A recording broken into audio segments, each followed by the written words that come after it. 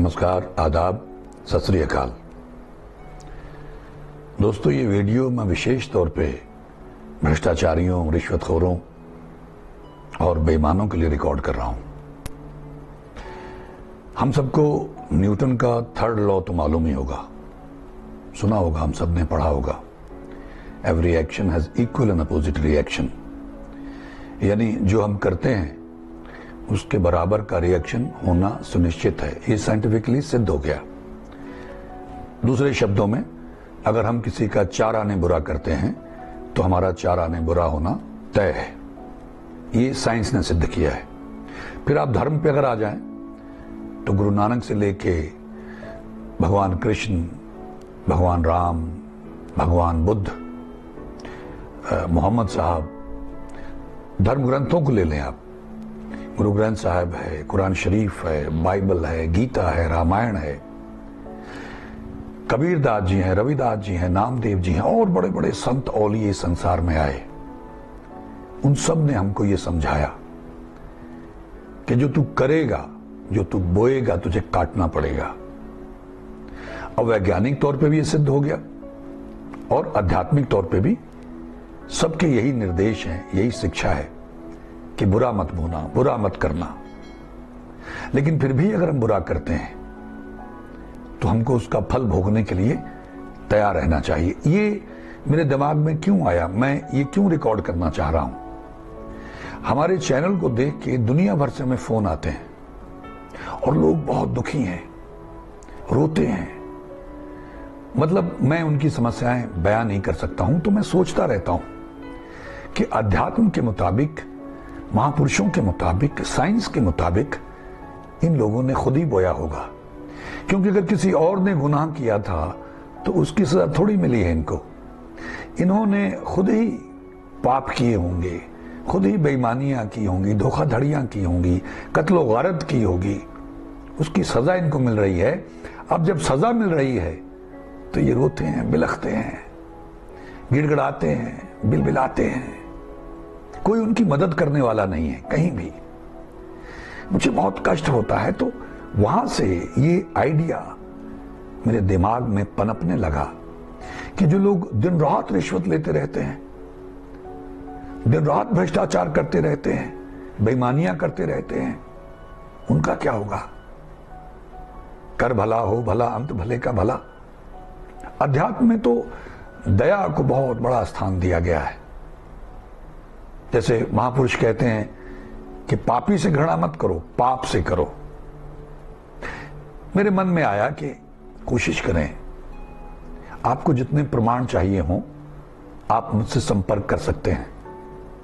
मैं तो यहां तक कहता हूं कि आप अपने आस पास, इर्द गिर्द नजर दौड़ा के देखिएगा तो आपको प्रमाण मिल जाएंगे। जिसने बेईमानियां की, धोखाधड़ियां की, रिश्वतखोरी की, उसका अंत क्या हुआ, बुरा हुआ। मैं ऐसे बहुत सारे लोगों को जानता हूं। ये जो बेईमानी की कमाई है, रिश्वतखोरी की कमाई है, धोखाधड़ी की कमाई है, भ्रष्टाचार की कमाई है, ये जहर है। ये आती तो बहुत तेजी से है, बहुत ज्यादा आती है, लेकिन जितनी तेजी से ये आती है उतनी तेजी से चली भी जाती है और साथ में इतना कुछ ले जाती है जिसकी कभी भरपाई नहीं हो पाती। मेरी तुच्छ बुद्धि के मुताबिक भ्रष्टाचार की, रिश्वतखोरी की, बेईमानी की कमाई जहर है। और ये हम किसके लिए इकट्ठा करते हैं? अपने बच्चों के लिए। तो जिनको आप इतना प्यार करते हो, जो आपका भविष्य है, आप तो उनकी जड़ों में जहर डाल रहे हो। कैसे? उसी भ्रष्टाचार के पैसे से, रिश्वत के पैसे से आप उनको खाना खिलाते हो, उनकी पढ़ाई लिखाई करवाते हो, उनको कपड़े लत्ते लेके देते हो, सारी सुख सुविधाएं आप उसी पैसे से, ज्यादातर ये देखने में आता है कि हम उनके लिए खर्च करते हैं। वो तो बर्बाद हो जाएंगे। महापुरुषों का कहना है कि मां बाप का किया हुआ संतान को भुगतना पड़ता है। ये सत्य है, लेकिन मैंने देखा है कि दोनों को भुगतना पड़ता है। क्योंकि जब संतान भुगतती है तो मां बाप भी साथ में भुगतते हैं। उनको कितना कष्ट होता है। तो ये तमाम लोग जो मुझे फोन करते हैं, मैं उनको हरिनाम से जोड़ता हूं, मैं उनको गुरबाणी भेजता हूं, हमारे चैनल से कहता हूं, मंगल ढिल्लों चैनल से आप 210 नंबर है, गुरबाणी है, उसमें अर्थ बताए हुए हैं। वहां पासी में दूसरा नंबर कोई होगा, हिंदी में भी अर्थ बताए हुए हैं और पंजाबी में भी, तो आप उसको डाउनलोड कर लें। sikhfilm.com पे जाके डाउनलोड्स में से आप इसको डाउनलोड कर लें और निरंतर सुने। क्यों? क्योंकि आपने बहुत बुरा किया होगा, इसकी प्रमाण है। आने वाले वक्त में हम प्रमाण देंगे। तो हमको ये डाउट होता है कि किसने देखा है, अब मिल रहा है तो माल काटो। लो भाई, दूसरे भी तो कर रहे हैं। मैं इसकी उदाहरणें दूंगा। किसी के बच्चे नालायक निकल गए। अभी अगर मान लीजिए आप भ्रष्टाचार करते हैं, रिश्वतखोरी करते हैं, लोगों की बद्दुआएं इकट्ठी करते हैं, क्योंकि क्या पता जब आप ज्यादती कर रहे हैं, उसको फंसा के उससे रिश्वत ले रहे हैं, तो दुआ तो नहीं देगा वो आपको, बद्दुआ ही देगा। और कभी कभी उसके दिल से जो बद्दुआ निकलती है वो सब कुछ तबाह कर देती है, सर्वनाश कर देती है। और हमारे जो भ्रष्टाचारी लोग हैं, चाहे वो अफसर हैं, चाहे नेता हैं, जो भी हैं, वो तो कितनी बद्दुआएं ले रहे होंगे।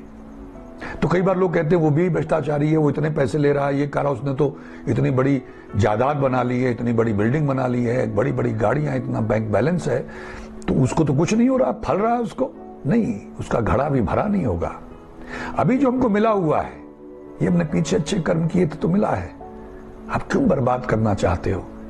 क्यों हम आत्मघाती बने घूम रहे हैं? क्यों अपने खानदान को, अपने बच्चों को, उनके भविष्य को बर्बाद करना चाहते हैं? क्यों हम इतनी बद्दुआएं लेके इतना सारा जहर उनकी जड़ों में डालना चाहते हैं? मैंने अक्सर देखा है, आप लोगों ने भी देखा होगा, कि जो आदमी बेईमान है, भ्रष्टाचारी है, रिश्वतखोर है, उसके घर में या तो कोई नालायक पैदा हो जाएगा, या कोई लूला लंगड़ा पैदा हो जाएगा, या कोई ऐसी बीमारी आ जाएगी जिसका इलाज ही कोई नहीं है, या कोई ऐसा नालायक होगा जो सब कुछ बर्बाद कर देगा, या ऐसे रिश्तेदार मिल जाएंगे जो आपको सारी जिंदगी अदालतों में घुमाएंगे, अस्पतालों में पड़े रहेंगे, आप घूमते रहेंगे, ऐसी बीमारियां होंगी। आप अपने आसपास झांक के देखिएगा, तो फिर क्या फायदा? ये जितनी तेजी से आती है उतनी तेजी से चली जाती है, और साथ में इतना कुछ ले जाती है जिसकी कभी भरपाई नहीं हो पाएगी। क्यों लेना है? ये तो आपके पास मौका है दुआएं लेने का। भाई, तनख्वाह सरकार से मिलती है और साथ में दुआएं। कोई अपनी मर्जी से, अगर आपको आदत ही पड़ गई है, तो ऐसा देखा गया है कि लोग अपनी मर्जी से दे जाते हैं, खुश होकर दे जाते हैं, वो अमृत है। अब इसी तरह जो ईमानदारी की कमाई है, हक हलाल की कमाई है, वो अमृत है। उससे अगर आपके बच्चे आप पालेंगे तो बच्चे नेक होंगे। वो कम होती है, धीरे धीरे आती है, लेकिन कभी जाती नहीं है, और साथ में इतना कुछ दे जाती है जो कभी खत्म ही नहीं होता। बेईमान को आप देखिए तो तड़प तड़प के मरता है। पहले तो पैसा इकट्ठा करने के चक्कर में बेईमानियां करता रहा, दिन भर पगलाया रहा, सारी जिंदगी पगलाया रहता है, दिन भर लगा रहता है उधेड़ बुन में, कैसे किसकी जेब काटूं, किससे कैसे वसूल करूं। और जब इकट्ठा कर लेता है तो फिर उसको छुपाने के चक्कर में परेशान रहता है, क्योंकि नंबर 2 का पैसा होता है। अपराध तो किया ही उसने, यहां वो अपराधी है, वहां वो पापी है, फिर उसको छुपाने के चक्कर में परेशान रहता है। टैक्स कैसे बचाएं, पकड़े ना जाएं, रेड ना हो जाए, किसी को पता ना लग जाए। दोस्त मित्र रिश्तेदार अगर आते हैं तो उसको लगता है कि ये मांगने आए होंगे। अपने ही घर में बैठा डरता रहता है और झूठ बोलता रहता है, और रिश्ते नाते भी खत्म हो जाते हैं, क्योंकि उसको लगता है सब मांगने ही आ रहे हैं। झूठ बोलता रहता है, मेरे पास तो नहीं है, वहां इन्वेस्ट हो गया, वहां इन्वेस्ट हो गया, मेरे तो वहां खर्चे हो गए।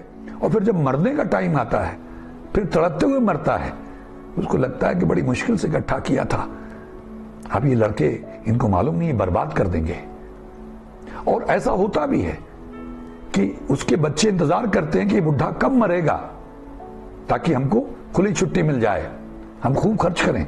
आपने अक्सर देखा होगा घरों में लड़के क्या क्या करते हैं, ऐसे लोगों के घरों में क्या क्या होता है। वहां आपको खुशी नहीं मिलेगी, शांति नहीं मिलेगी, साजिशें मिलेंगी, कोई ना कोई साजिश चल रही होगी, उत्पात चल रहा होगा, लड़ाई झगड़े चल रहे होंगे, बंटवारे के, कब्जे के। तो फिर ऐसी जहरीली दौलत का क्या करना है?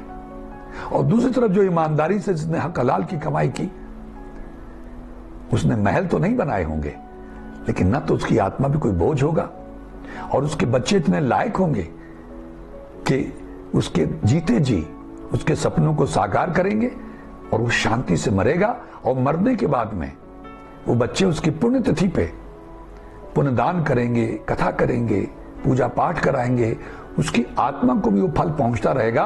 और बेईमान उसको तो भूल ही जाते हैं कब मरा था, क्योंकि क्लेश ही क्लेश रहा और वो छुटकारा महसूस करते हैं। और जिनके लिए इकट्ठा करते हुए मर जाता है बेईमानियां करते हुए, वो तो अंगूठी भी उतार लेते हैं, चेन भी उतार लेते हैं और एक रात के लिए रुकते भी नहीं है कि इतनी ज्यादा देर नहीं हुई ले चलें। उसके पीछे थॉट ये होता है कि रात में इसके पास कौन बैठेगा, निपटाओ। तो फिर क्यों हमने बेईमानी करनी है? निघासन नाम की एक जगह है, मैंने वहां सुना कि एक अफसर ने किसी औरत की जमीन लोगों से रिश्वत लेके उनको बांट दी, पट्टे उट्टे कर दी, ऐसा कुछ वहां सिस्टम चलता है। तो वहां कोई मीटिंग चल रही थी, उसमें वो औरत आई, वो इतनी दुखी थी कि उसने इतनी उसकी बेइज्जती की, इतनी गालियां और इतनी बद्दुआएं दी पब्लिकली कि आप अंदाजा नहीं लगा सकते। अगर उस औरत की वो बद्दुआ उस अफसर को लग गई तो उसको कोई नहीं बचा पाएगा। ऐसे धन को आप क्या करेंगे? जैसे ब्लड मनी होता है, ब्लैक मनी होता है, व्हाइट मनी होता है, ऐसे ही ये इतना खतरनाक पैसा है, जहरीला पैसा है, ये तो आपको और आपके खानदान को बर्बाद कर देगा 7 पुश्तों तक। हमारे यहां बॉम्बे में ताज होटल में एक बार ये क्लब में एक सिलसिला शुरू किया गया, तो वहां एक क्लब बनाया गया था कि वहां किसी चीज का रेट नहीं होता था, आप खाइए और जितना आनंद आपको आया वहां डाल जाइए। तो उससे उनको बहुत बड़ी आमदनी होनी शुरू हो गई, लोग खुश होकर ज्यादा डाल जाते थे, कुछ कम भी डाल के जाते थे। इसी तरह से अगर आप भी किसी को बिना कोई पैसा मांगे हुए उसका काम कर देंगे, एक तो वो बद्दुआ देगा नहीं आपको, वो आपको दुआ देगा। जब वो आपको दुआ देगा दिल से, दुआ को आप खरीद नहीं सकते हैं, आपको किसी काम आना पड़ेगा। तो आपने किसी गरीब की, किसी गरजमंद की, आपने अपना फर्ज निभाया। सभी धर्म ये कहते हैं, लेकिन इस्लाम में विशेष तौर पे इस पे ताकीद की गई है कि अगर तुम हक हलाल की कमाई करके अपने बच्चे पालते हो, ईमानदारी की कमाई से अपने बच्चे पालते हो, और कोई भूखा नंगा आ गया तो अपनी हैसियत के हिसाब से उसको भी एक आधी रोटी दे देते हो, तो अल्लाह ताला तुम्हारे वो गुनाह भी माफ कर देगा जो हज करने से और 5 वक्त की नमाज पढ़ने से माफ नहीं किए जा सकते। यानी अगर आप ईमानदारी की कमाई करें, लोगों की मदद करें, उनकी दुआएं ले रहे हैं और आप पूजा पाठ नहीं कर पा रहे हैं, तीर्थ नहीं कर पा रहे हैं, मंदिर मस्जिद गुरुद्वारे नहीं जा पा रहे हैं, तो कोई बात नहीं, आप तो हर वक्त पूजा में हैं, इबादत में हैं, आपका काम ही आपकी प्रार्थना बन जाएगा। मेरी गुजारिश है, क्यों आप नरक की आग में जलना चाहते हैं? एक महर्षि हुए हैं, उनके बारे में कहा जाता है कि वो डाकू थे। उन्होंने एक बार कुछ साधुओं को घेर लिया, पुरानी बात है, और जब उनका सामान, साधुओं के पास होता भी क्या है, थोड़ा बहुत कुछ सामान था, तो वो छीनने लगे। तो साधुओं ने पूछा कि आप ये किसके लिए करते हो? तो उन्होंने कहा अपने परिवार के लिए। तो उन्होंने कहा ये तो पाप है और इसकी तुमको सजा मिलेगी, तो क्या तुम्हारे परिवार वाले जिनके लिए तुम पाप करते हो ये सजा तुम्हारे साथ बंटवाएंगे? तो उसने कहा ये तो मैंने कभी सोचा नहीं। तो उसने अपने डाकू साथियों से कहा इनको पकड़ के रखना, जरा मैं पूछ के आता हूं। तो वो फौरन अपने घर गया और घर वालों से जाके पूछा कि वहां साधु पकड़े हुए ये पूछ रहे हैं कि ये पाप है तो इसकी सजा मिलेगी और मैं तुम्हारे लिए करता हूं, तो क्या तुम लोग मेरे साथ बंटवाओगे? तो परिवार के लोग मुकर गए कि पाप तुम करते हो, सजा हम क्यों भुगते हैं भाई, हम क्यों बंटवाएं? तो वो संत हो गए, महान संत हो गए। एक डाकू की ये बात समझ में आ सकती है, क्या हमारी समझ में नहीं आ सकती? हम तो अपने आप को पढ़े लिखे सभ्य अफसर समझते हैं, कर्मचारी हैं सरकारी। कोशिश करिएगा, इसके बारे में सोचिएगा। अगर आपको प्रमाण चाहिए हो, पहले तो अपने आसपास नजर दौड़ाइएगा, आपको प्रमाण मिल जाएंगे। न मिले तो हमारा इस वीडियो के अंत में नंबर दिया हुआ, हमसे संपर्क कीजिए। हम आपको जितनी आप एग्जाम्पल चाहेंगे। रिश्वतखोरी करने वाले आदमी के बच्चे नालायक निकल जाते हैं, पढ़ते नहीं हैं, ये केस है हमारे पास। 5,000 की रिश्वत ली घर पहुंचे, बच्चे की टांग टूट गई। ये एपिसोड हम शेयर करेंगे आपके साथ। कुछ देर के लिए रिश्वत बंद कर दी, ठीक ठाक चला, फिर लगा शायद इत्तेफाक होगा, सब लोग तो ले रहे हैं। ये उस आदमी ने खुद मुझे बताया, मेरा मित्र था वो बचपन का। फिर लेनी शुरू कर दी रिश्वत, तो उसकी बीवी बीमार पड़ गई, सब पैसा उस पर खर्च हो गया। पहले जो 5,000 लिया था वो बेटे के इलाज पे खर्च हो गया, तकलीफ अलग, और फिर बीवी के इलाज पे सारे पैसे खर्च हो गए, बीवी मर गई। तब उसको यकीन हो गया कि मुझे रिश्वत नहीं लेनी चाहिए। मेरी गुजारिश है कि अगर साइंस भी ये कहती है, अगर धर्मशास्त्र भी ये कहते हैं, ग्रंथ कहते हैं, वेद पुराण शास्त्र कहते हैं, अगर महापुरुष, अवतारी पुरुष, गुरु, संत, औलिये सब ये कहते हैं, तो हम उनसे ज्यादा अक्लमंद तो नहीं है, हम उनसे ज्यादा बड़े विजनरी तो नहीं है। फिर क्यों ऐसा करते हो? क्यों आगे नर्क की तैयारी करते हो? यहां पकड़े जाओगे तो अपराध है, सजा होगी, वहां बच ही नहीं सकते, वहां तो सजा मिलनी ही मिलनी है। हम इज्जत चाहते हैं, लेकिन हमारे काम देखिए। हर आदमी चाहता मुझे इज्जत मिले, लेकिन काम देखिए, रिश्वत लेते हैं, भ्रष्टाचार करते हैं, बेईमानियां करते हैं, ज्यादतियां करते हैं, नाइंसाफियां करते हैं, तो इज्जत कैसे मिलेगी? ना इज्जत मिलेगी, सिर्फ बद्दुआएं मिलेंगी, गालियां मिलेंगी, और वहां सजा मिलेगी। यहां अगर बच भी गए, नहीं पकड़े गए, तो वहां से तो बच नहीं पाएंगे। वहां तो हमारी अपनी आत्मा ने, हमारी अपनी रूह ने हमारे खिलाफ गवाही देनी होगी। जो लोग मर के जिंदा हुए हैं, उनके बयानात हैं कि मेरी सारी जिंदगी ऐसे फिल्म की तरह मेरे सामने से निकल गई, और बहुत घृणा, बहुत शर्मिंदगी हुई अपने आप से, और जब कहीं कोई अच्छा नेक काम किया तो राहत मिली, शुक्र है मैंने 1-2 काम अच्छे भी किए थे। फिर उसके मुताबिक आपको अगला जन्म मिलता है। मैं भूतों की, प्रेतों की, चुड़ैलों की, जिन्नातों की बात आपको सुनवाऊंगा उनकी आवाजों में, कि देखना कहीं, उनके संदेश है कि देखना कहीं कुछ गलत काम मत करना। हमने किया, हमको मालूम नहीं था, यहां आके पता चला, फिर आप पीछे दौड़ के जा नहीं सकते कि मैं जरा सुधार के आता हूं। हम लोग सब नई गाड़ी लेते हैं तो उसमें स्टेपनी होती है, टायर, सड़कें भी अच्छी हैं, टायर भी नए हैं, फिर भी स्टेपनी होती है। अगर कहीं पंक्चर हो गया, फ्लैट हो गया टायर, तो घर पहुंच जाएंगे। मैं लोगों से इस तरह से भी बेनती करता हूं कि आप नेक बने, अच्छे बने, भगवान का नाम जपें, लोगों पे दया करें, भ्रष्टाचार, रिश्वतखोरी ना करें। स्टेपनी के तौर पे कुछ लोग कहते हैं किसने देखा है, कोई हिसाब किताब नहीं, सब यही है, कॉमरेड मानते ही नहीं है, और ऐसे बहुत सारे तर्कशील आपको मिलेंगे। लेकिन जैसे वो स्टेपनी होती साथ में, जरूरत ना पड़े तो ना पड़े, ये सोच के ही नेक बने, ईश्वर का नाम जपें, ईश्वर से माफियां मांगें, और रिश्वतखोरी बंद कर दें, दया करें, लोगों का भला करें, गरीबों की मदद करें, ईश्वर से माफिया मांगते रहें जो आपने गुनाह किए हैं, ये सोच के कि अगर वहां हिसाब किताब ना हुआ तो मौज ही मौज है, लेकिन अगर हुआ तो फिर आप भाग के वापस नहीं आ सकते। फिर सजा 300 साल की है, 500 साल की है, 700 साल की है, 5000 साल की सजा है। आग लगी रहती है, वो सजा की आग है, ना कुछ खा सकते हैं, ना पी सकते हैं, वो आत्मा तड़पती रहती है। मैं रोते हुए प्रेतों की आवाजें सुनाऊंगा आपको। इसलिए मेरी करबद्ध प्रार्थना है, सोचिएगा, मैंने आपसे कुछ नहीं लेना है, मैं आपको जानता भी नहीं हूं, पता नहीं हमारे मंगल ढिल्लों चैनल से कौन कौन लोग देख रहे हैं, वो मेरे बारे में क्या सोचते हैं।